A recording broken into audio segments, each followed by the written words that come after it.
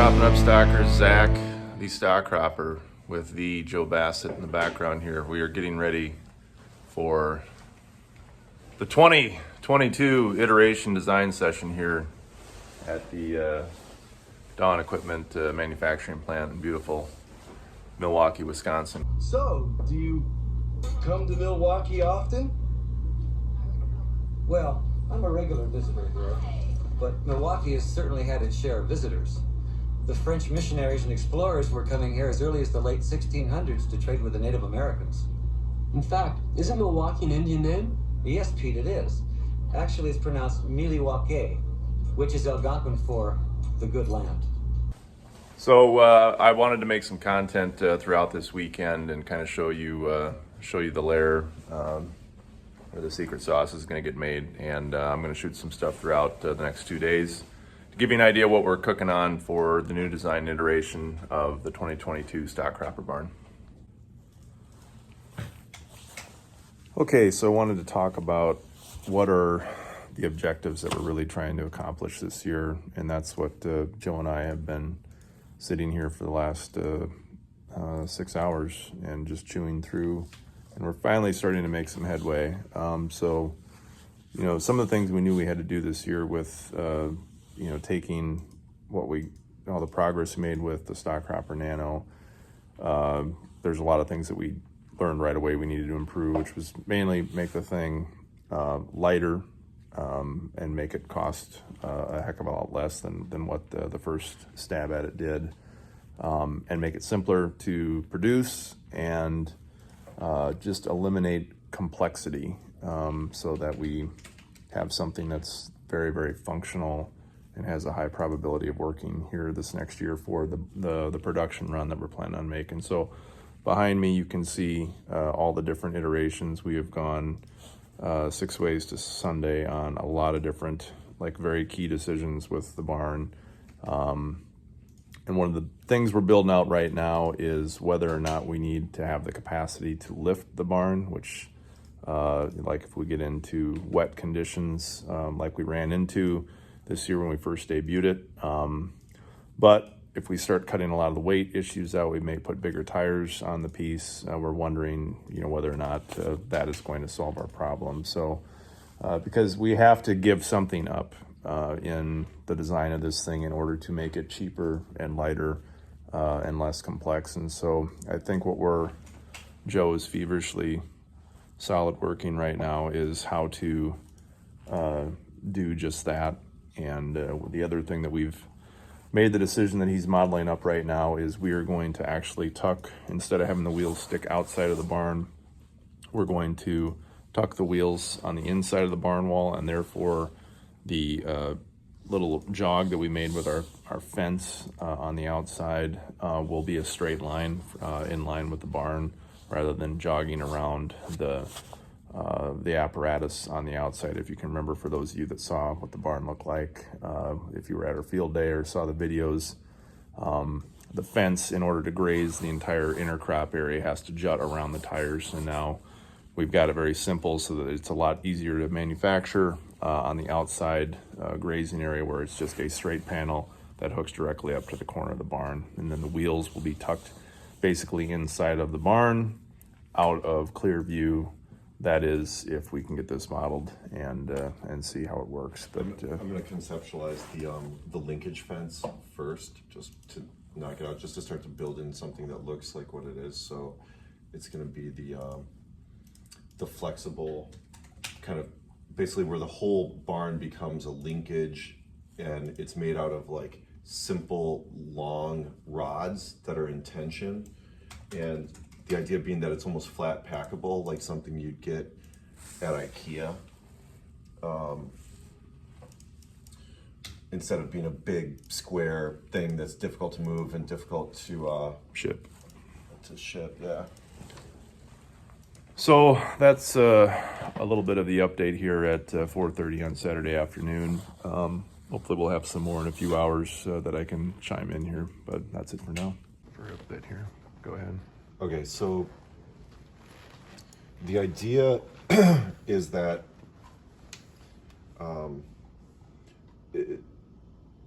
this barn is going to be made, you're going to have rods here, and this is going to act as a linkage, okay? But there needs to be a fence. So how does a fence act in something that's moving, like a parallelogram like this? So what sort of conceptualized is like you take a thin cable, very low cost, and you string it like this between these rods, and then you connect springs at the end in order to accommodate the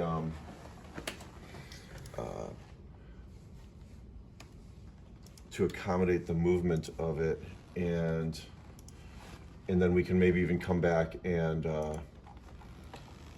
add some horizontal wire too. And so the entire thing would be pinned together. This is how you make a product, like what we're doing right now. Like, this is sitting around like discussing this for hours and hours and hours, and like you just have to add little bits of detail every bit along the way, see how it makes you feel, you know. And It took us 4 hours of looking at each other, asking questions before we got to the point where we could actually start doing something. and avoiding the temptation to fall back on, you know, no change, which is the path of least resistance. So now this is, yeah, so this is going to be a wire that will go through some loops and will act as like almost like a shoelace in here. And the idea is that now the whole pen can kind of flex, right? Right, exactly. I'm just going to kind of crudely put a sketch. To hopefully like better follow the ground to maintain good ground contact. Okay, so it's day 2 of our office work. Yesterday we put in about 9 hours sitting here just discussing and doing the initial modeling, and behind me you can see kind of the result of that. So some of the key changes that I talked about here in the last clip were about how we've enclosed, as you can see, the wheels that were on there inside the wall structure of the barn, so that we have this flat line from the fence or the outside pens to the side of the barn. And the other thing that the key change to cut weight and materials is to shorten the barn. So we made the decision, listen, we're not going to spend that much time inside the barn other than, you know, chasing the animals out. So the barn really only needs to be the height of what the animals need to be. And so you can still see that we have the inverted roof spec'd into that to collect rainwater and feed the system. The water tanks will be inside that outside wall. I'm trying to point right there. So we'll still collect, but the height of the barn is going to be basically for the height of a sheep or a goat or a pig, and no more than that to minimize costs. You know, because the idea that we want to make, at least with this iteration, is that when you come up to chore the barn, you're going to, you know, likely approach it from behind, so you'll have a quick hookup for water filling, and you know, a quick fill for feed that you can access without actually getting in the pen or getting into the barn. We want to have those things. So, you know, if we're gonna take mass away from the center barn, we got to design in a way so that we're not having to climb into a structure that's only, you know, essentially 4 foot tall and having to bend over and get in that, which I think we're going to be able to do and minimize the reasons for even having to go in there in the first place. So that's where we're starting off today. We still got a long ways to go with design here, but I'll shoot some more clips as we get further in so you can see some of the progress. Okay, so we are day 3 wrapping on a, what would you call this, a design marathon? Design sprint. Design sprint, yeah, we got a long ways to go. So these problems that we were solving for are not easy, and you know, we take a couple steps forward and then we think about things and then retract, and we were just doing that now, and I think we could probably sit here until Christmas. It's part of the process, though. Yeah, it's part of the grind. So but again, the key takeaways from a design change that I think that we've arrived on is significantly lighter in weight. We're targeting probably somewhere, hopefully around 1,500 pounds lighter than what the Nano was, shorter in stature, more flexible pen design, lighter weight pen design.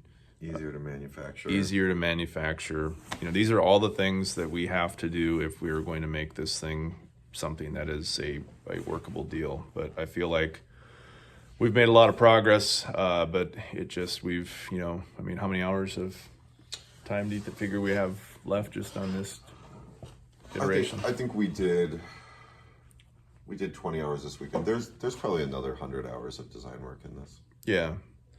So, I get the comment a lot of times like, well, why aren't you going faster with, doing this stuff? Why there's a lot of stuff here. This is not, when you're combining a solar powered barn moving with multiple species of livestock and figuring out the configurations and the support mechanisms and the logic behind the support mechanisms and placement of those things and interacting, in varying field conditions, there is just a guidance system. A guidance system, yeah. So we were talking about that today and how that mechanism is actually going to integrate into the spring when we launch these things. But 3 days of long, hard. We're both kind of drained right now. I get to hop in the car and drive 5 hours home. Joe gets to drive to Sycamore and kind of debrief and think about what's yet to solve. But the goal right now for the project, at least initially until we learn a little bit more here, we're going to do some testing on the Nano with the guidance system. That will maybe give us some more confidence to push hard. But right now the plan is 5 barns for sure that are going to get launched at Jason Mock's new regenerative property outside of Indianapolis Mother's Day weekend. That's our timeline that we're working towards. And if things go well and I can twist Joe's arm into it, we will have hopefully more to place with key people. But we have to make sure that we are making something that works. It doesn't make sense for us to spend a lot of time and money and make a bunch of something if we're not 100% confident. And it just takes time to do that. And right now the ground's frozen. So where do we go out if we build a prototype? Where do we go out and test it? Other than taking it on a trailer to Texas or something like that. So, Joe, any closing comments from your perspective? I think it was an incredibly productive weekend to sit down and actually just be in real time bouncing ideas off of each other as we put it into the CAD. So just a super productive weekend, and we're probably gonna have to do it again. Yeah. Maybe Zoom this next time. We'll Zoom it. Save 10 hours of driving. But this was good. It's really important when, you've got the design brain and then you've got the brain of somebody that's actually been seeing and witnessing this. And, we pulled Juice into the conversation because he's got a lot of practical experience with just seeing the dynamics of moving this thing through the field and getting his input. So anyway, thanks for watching, and we'll keep you updated as more progress happens with this. But that's it for now. Signing out from Milwaukee, Wisconsin.